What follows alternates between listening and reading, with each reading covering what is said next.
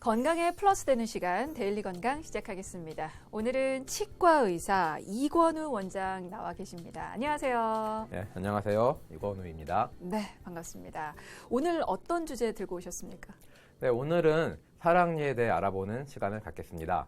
사랑니가 나지 않는 분도 계시지만 대부분의 분들은 1개에서 4개까지 사랑니를 가지고 있습니다. 사랑니가 전혀 나지 않는 분들은 대략 7%에 불과할 정도로 거의 모든 분들이 사랑니를 최소한 하나씩은 갖고 계십니다. 오늘은 사랑니가 나는 이유는 무엇이고 사랑니는 왜 치료가 필요하고 또 어떻게 치료하는지에 대해서 자세히 알려드리는 시간 갖도록 하겠습니다. 네. 보통 그 사랑을 알게 되는 시기에 나온다고 해서 사랑니라고 불리는데요.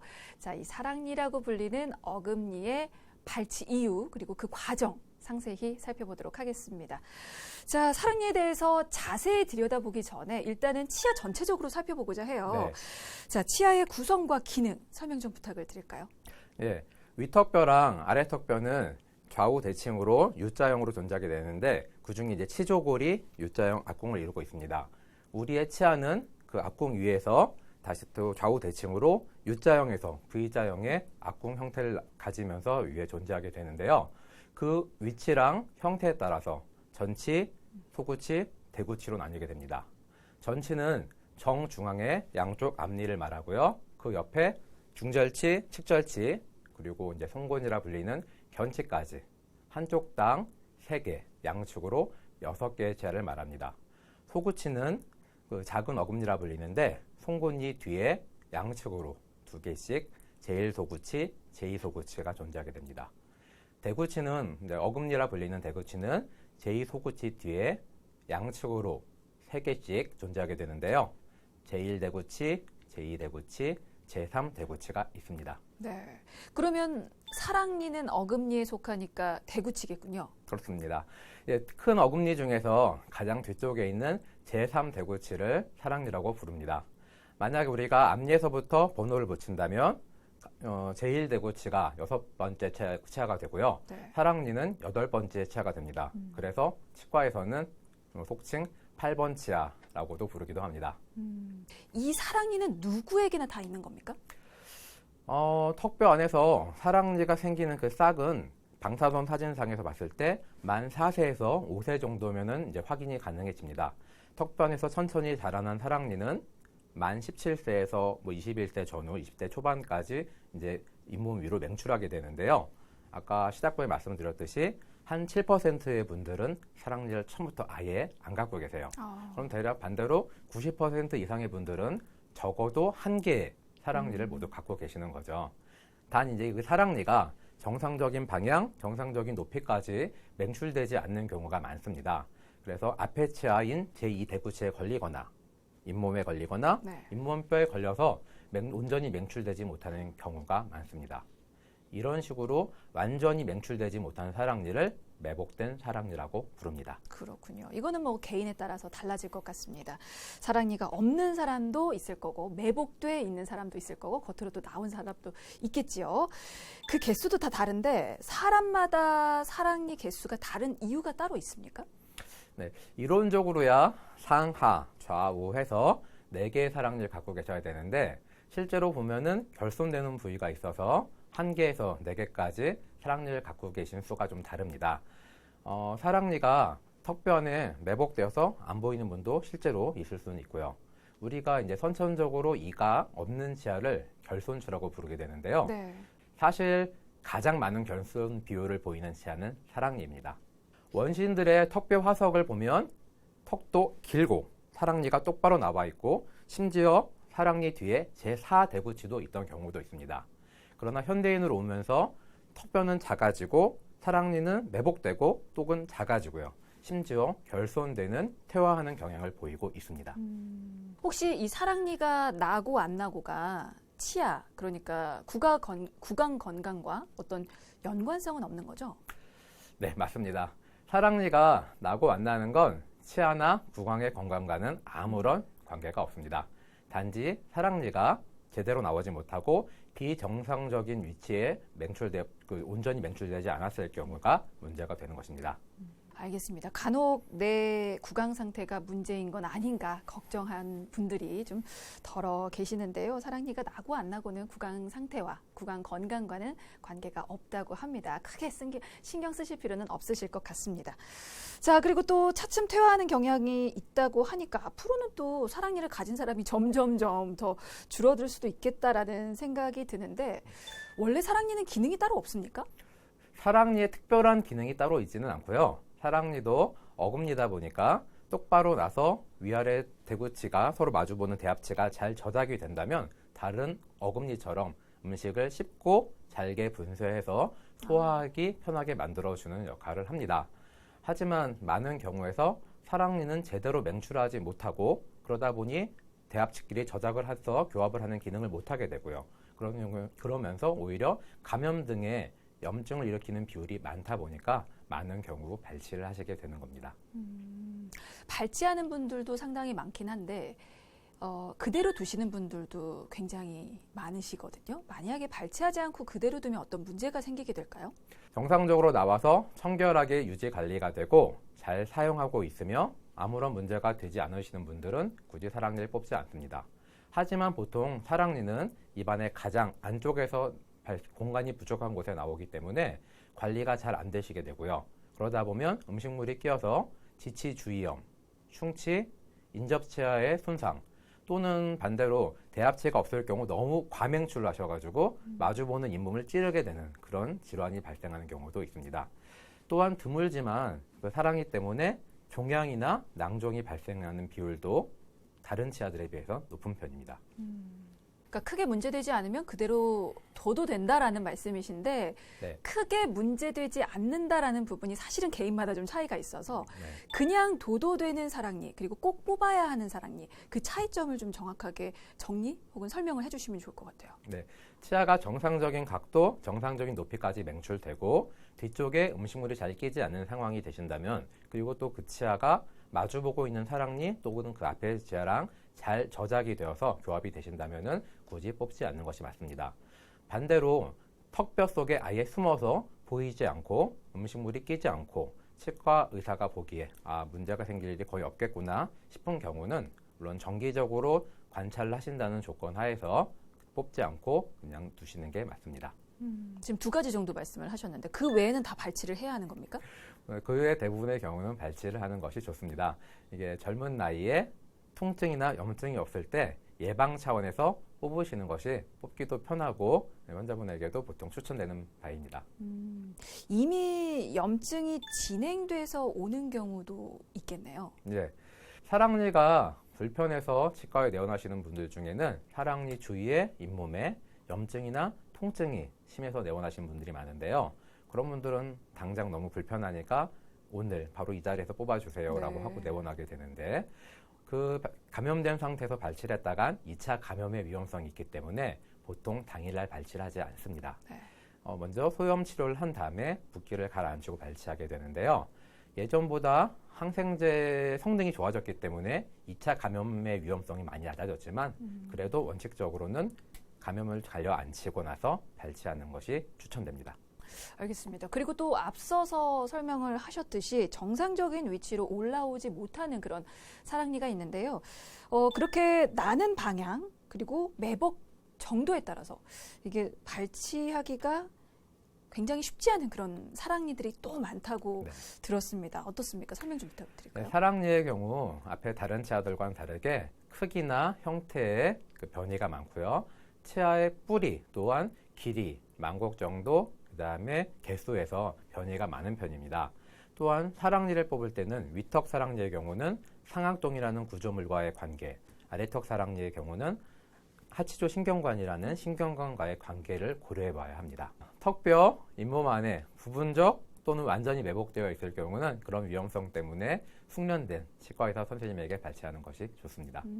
그러면 그런 매복 사랑니는 흔한 편입니까? 일반적으로 우리가 사랑니 하면 뽑아야겠구나 생각하신다는 것처럼 사랑니가 똑바로 정상 맹출하는 것보다 부분 맹출해서 발치하는 경우가 훨씬 많다고 볼 수 있습니다. 치아의 뒤쪽 후방부가 잇몸에 덮인 부분 매복 그리고 치아 사랑니가 앞쪽으로 경사진 근심 매복 또는 근심 수평 매복이 많이 흔한 편입니다. 근데 완전하게 매복돼 있는 그런 사랑니도 있잖아요. 이제 그렇게 완전히 매복된 상태에서는 뭐 사실은 통증이나 그런 이렇다 할 증상이 없다면 내가 사랑니 가지고 있는지 아예 모르고 지내는 경우도 꽤 있지 않습니까? 예, 완전히 매복되어서 위턱이나 아래턱뼈 내에 위치하고 있는 경우는 일반적으로 아무런 임상적 증상이 나타나지도 않고 보이지도 않습니다. 이런 경우 환자분들은 대개 나는 사랑니가 없나 보다 라고 생각하고 지내시는데요. 네. 치과에 내원하셨다가 방사선 사진 찍은 다음에 사랑니가 숨어 있습니다 하면 그렇구나 하고 놀라시는 분들도 있습니다. 네. 알겠습니다. 그러면 매복니의 경우는 그 유형을 어떻게 분류할 수 있는지도 좀 보겠습니다. 보통은 매복된 각도에 따라서 분류를 하죠. 네, 그렇습니다. 근심경사 매복은 우선 치아의 머리 부분이 앞쪽으로 경사진 부분을 말하고요. 원심경사 매복은 치아의 머리 부분이 뒤쪽으로 경사진 부분을 말합니다.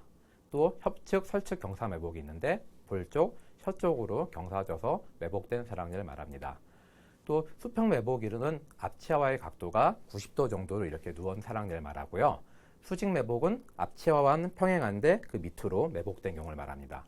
또 마지막으로 여귀 매복이라는 부분은 치관이 거꾸로 아래를 향해서 매복된 것을 여귀 매복이라고 합니다. 그거는 발치하는 것도 힘들겠네요. 그렇습니다. 이렇게 각도뿐만이 아니고 매복된 정도에 따라서도 나뉠 수 있다고 들었습니다. 그 또한 좀 알려주실까요?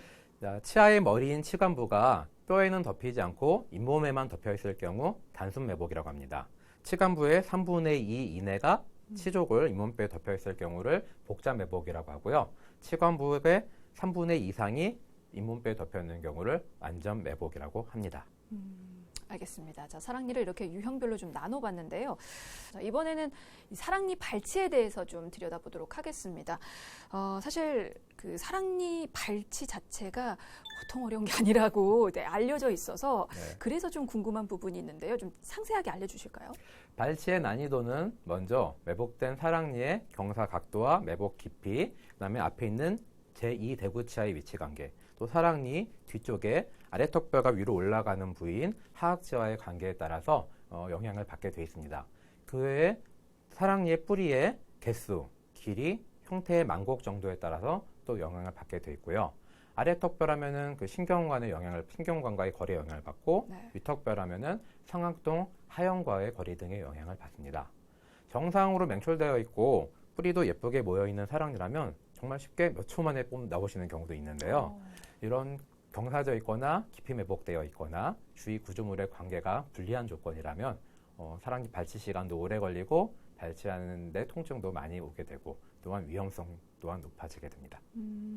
자, 그럼 일단 발치하기로 결정한 후에는 또 어떤 부분을 점검을 해야 할까요? 발치하기 전 주의사항도 좀 알려주시죠. 모든 치과 치료랑 마찬가지로 발치 여부를 결정하기 전에 환자 개인의 전신적 병력이나 상태에 대해서 담당 의사에게 소상히 알려주셔야 됩니다.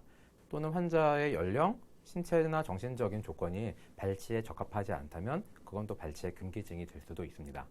보통 사람의 건강하신 분이라고 할지라도 사랑니 발치 내원하신 날 그날 컨디션이 좋지 않은지 상태를 한 번 더 체크하게 되고요. 그 다음에 뭐 혹시 안에 치석이 많다던가 음식물이 많이 껴있던가 하면 간단한 스케일링으로 구강 위생 상태를 먼저 청결하게 만들어 드리고 발치를 진행합니다. 혹시 개인의 상황에 따라서 이 사랑니 발치를 일단 하기 전에 두고 보는 경우도 있습니까? 예, 사랑니 습가 불편해서 내원하신 경우라도 먼저 소독을 해드리고 항생제나 뭐 진통제를 소염제를 처방해 드리면은 대부분 일주일 안에 많이 좋아지시게 됩니다. 환자 개인의 사랑니를 뺄 수 없는 상황이 가끔 있습니다. 예를 들어 임산부가 오시거나 또는 수유 중이라서 약을 드실 수 없는 상황이 오시거나 있을 경우 사랑니를 바로 발치하지 못하고 관찰하는 경우가 있는데요. 그런 분들은 먼저 소독을 해드리고 약도 못 드리죠. 소독을 해드리고 경과 관찰 후에 그 상황이 끝난 이후에 발치를 해드립니다. 최근에는 골다공증 약을 드시는 분들이 많이 계신데요. 골다공증 약을 드시는 분들은 바로 발치를 할 수 없습니다. 골다공증 약을 끊으시고 일정 정도의 시간이 흐른 후에 발치를 하시게 되고요.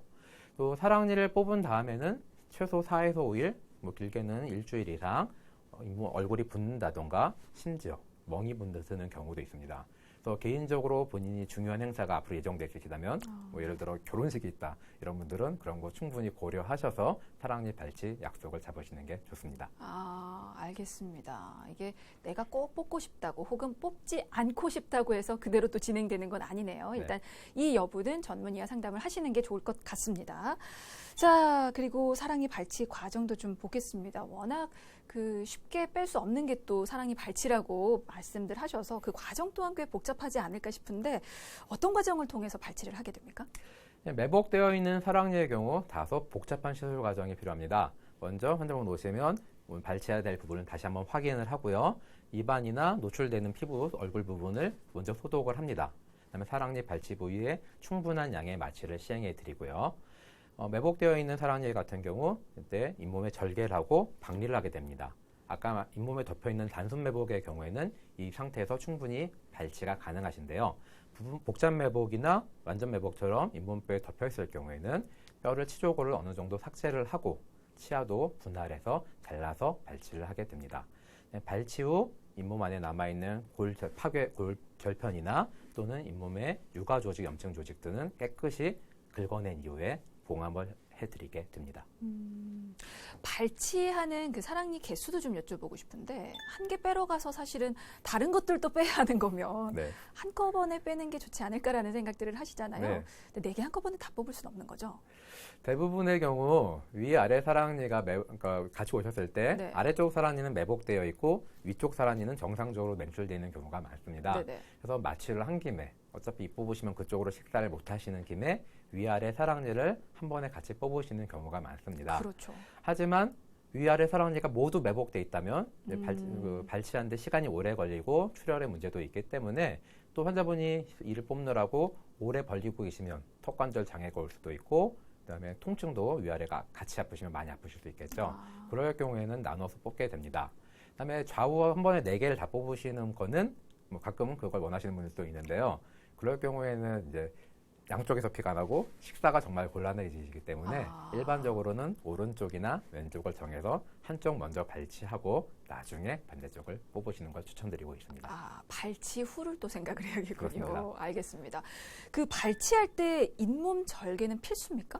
일반적으로 매복 사랑니는 잇몸이나 잇몸뼈에 덮여있기 때문에 잇몸 절개는 거의 필수적으로 들어가는 편입니다. 대부분의 사랑니는 매복 사랑니 발치 치료에서 필요합니다.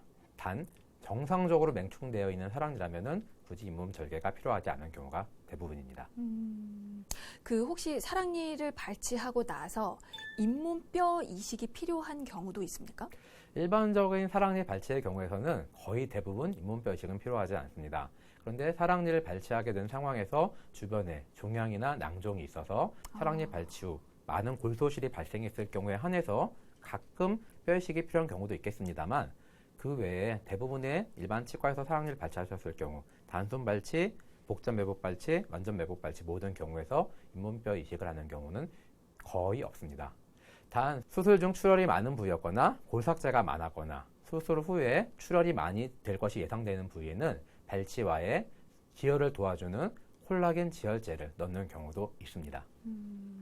그렇군요. 사실 매복된 사랑니는 발치하고 나서 고생하시는 분들을 조금 봤습니다. 붓기도 있고 통증, 출혈 때문에 고생을 하시는 분들도 있는데 발치 후에 주의사항은 따로 없습니까? 모든 치과에서는 사랑니 발치 후 주의사항에 대해서 꼼꼼히 알려드리고 있습니다. 대표적으로 발치 후 꺼즈를 물려드리는데 그 꺼즈를 2시간 동안 꼭 물고 계시라 그렇게 안내를 해드리고 있고요. 침을 세게 뱉거나 빨대를 사용하시는 등의 입안에 음압을 형성하는 행위를 하지 말라고 말씀드리는데요. 음압이 형성되면 발치와에 있는 혈병이 빠져나오게 됩니다. 그러면 다시 피가 나는 경우가 생깁니다. 또 통증 조절 및 그다음에 그 감염 예방을 위해서 저희가 약을 드리기도 하는데요. 약은 꾸준히 드셔주시는 게 좋고요. 냉찜질을 이틀, 그러니까 대략 48시간 동안 냉찜질을 해주시면 붓고 통증이 생기는 것을 많이 줄여줄 수 있습니다. 빨리 아물게 하기 위해서라도 이런 주의사항들은 꼭 지켜주시는 게 좋을 것 같은데 잘 지켜도 사실은 그 감염 같은 그런 합병증이 덜어는 생기기도 합니까? 어떻습니까? 드물게 사랑니 발치한 그 순간 출혈이 좀 많이 생기셔서 심한 출혈로 응급실에 내원하실 경우도 있고요. 그때 지혈은 되셨는데 자다가 입안에서 다시 피가 출혈이 시작되어서 밤이다 보니까 응급실로 내원하시는 경우도 가끔 생깁니다. 또 발치와의 출혈이 봉황반 잇몸 내에 많이 고였을 경우에 어느 정도 고이는 건 정상 부종이겠지만 너무 과하게 고이면 감염성 부종으로 진행될 수가 있습니다. 이러면은 입을 벌리기 힘들 정도의 심한 부종, 통증, 그리고 만져보면 심한 열감이 발생하게 되는데요. 이럴 경우에는 바로 중간에라도 치과에 내원해 주시는 것이 좋습니다. 치과에서 사랑니를 뽑으면 그 다음날 한번 소독 내원하시라고 안내해 드리는데요. 네. 그 부분을 확인하기 위함입니다. 그리고 발치 후에 3일에서 5일 정도 지난 이후에 갑자기 심한 통증이 발생하시는 경우가 있습니다. 네. 과격한 운동을 하신다거나 아까 빨대같이 음압을 형성하시거나 또는 좀 자극적인 음식을 드셨을 경우에 발치와의 혈병이 빠지게 되는 경우인데요. 이런 경우는 이제 심한 통증이 발생하는 건성 발치와라는 질환으로 진행될 수 있습니다.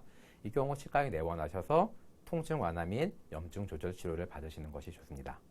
발치 후 대략 7일에서 10일 사이에 실밥을 뽑게 되는데 아직 잇몸이 다 완전히 붙지 않은 경우가 많습니다. 네. 그런 경우는 이제 그 발치 빈 공간에 음식물이 끼어서 통증이나 감염을 일으키는 경우가 있습니다. 간혹 그리고 사랑니 발치 후에 턱이나 입술에 감각이 저하되시는 분이 계신데요. 발치 다음 날 잠에서 깨셨는데 아직도 입술에 마취가 덜 풀린 듯한 느낌이 드실 경우에는 치과에 먼저 내원해 주시고 그거에 대해서 관찰 및 장단기적으로 약을 드시는 상황이 발생할 수도 있습니다. 그런 경우가 발생하셨다고 해도 너무 놀라지 마시고 담당 의사를 믿고 같이 치료를 계속 진행해 주시는 게 좋습니다. 네, 이게 발치하고 하루 이틀 조심할 게 아니네요. 한 최소 2주 동안은 주의하면서 지켜보고 이상한 증상이 나타나면 바로 전문의 찾아가거나 응급실로 가야 할 수도 있겠습니다. 네, 알겠습니다. 그리고 저희 치과 의사 모셨으니까 사랑니 관련된 건 다 여쭤보도록 하겠습니다. 네, 그렇죠. 이게 속설일지는 모르겠는데요. 사랑니 빼면 얼굴이 작아진다고 하잖아요. 네. 그래서 빼는 분들도 계세요. 이게 사실인가요? 네, 요즘에 사실은 이제 작은 얼굴이 심리적으로 좀 더 이제 선호되는 경우다 네. 보니까 사랑니 뽑으러 오신 분들이 사랑니 뽑으면 얼굴 작아지나요? 라고 물어보시는 궁금하죠. 분들이 가끔 있으세요. 그런데 결론부터 말씀드리자면 사랑니를 뽑는다고 해서 얼굴이 작아지지는 않습니다. 사랑니가 얼굴 외형에 영향을 주는 효과는 정말 미미하거든요. 네, 그렇습니다. 알겠습니다. 사랑니 발치가 얼굴 외형에까지 미치는 영향은 미미하다고 합니다. 너무 기대 안 하시는 게 좋을 것 같습니다. 필요에 따라서 대체로는 사랑니를 발치한다고 하는데 그럼에도 내치아 지키고 싶어 하는 분들이 또 계실 거기 때문에 네, 사랑니를 발치하기 전에 염증이 생길 가능성을 최소화시킬 수 있는 관리법이 있다면 어떤 게 있을까요? 기본적으로 양치질을 꼼꼼히 잘 해주셔서 음식물 잔사가 끼지 않도록 관리해 주는 것이 필요합니다. 그런데 이제 사랑니의 경우 워낙 구석에 있고 구조적으로 칫솔이 닿지 않는 부위들이 많이 있습니다. 그러다 보니까 사랑니를 칫솔질 하신다고 해서 완벽히 관리가 되지 않습니다. 또 그렇지만 그렇다고 너무 과하게 칫솔질 하시면 오히려 잇몸에 상처를 일으키고 그로 인한 염증을 발생시키실 수도 있으시니까 조절해 주셔야 합니다. 그러니 사랑니가 아팠던 경험이 있으시거나 현재 사랑니 통증이 있으시다면 참지 마시고 일단 치과에 내원하셔서 정확한 진단을 받아보시고 필요하다면 처치를 받으시거나 최소한 어떻게 관리하는지 관리법을 배우시는 게 좋습니다. 평소라면 식사하시고 나서 사랑니 쪽으로 깨끗한 물을 머금고 이런 식으로 자주 헹궈주셔서 음식물을 많이 빼주시는 것이 좋고요. 칫솔이 닿지 않는 부위는 작은 칫솔이라든가 치간 칫솔 또는 워터픽 같은 걸 사용해 주시면 많이 도움이 되겠습니다. 네, 알겠습니다. 사랑니에 대해서 살펴봤는데요. 사랑니가 있다고 전부 다 뺄 필요는 없습니다. 하지만 염증을 예방하는 차원에서 발치가 필요할 수도 있으니까요. 이건 꼭 치과 가서 전문의와 상담하시면 좋겠습니다. 자, 지금까지 치과의사 이권우 원장이었습니다. 말씀 고맙습니다. 네, 감사합니다.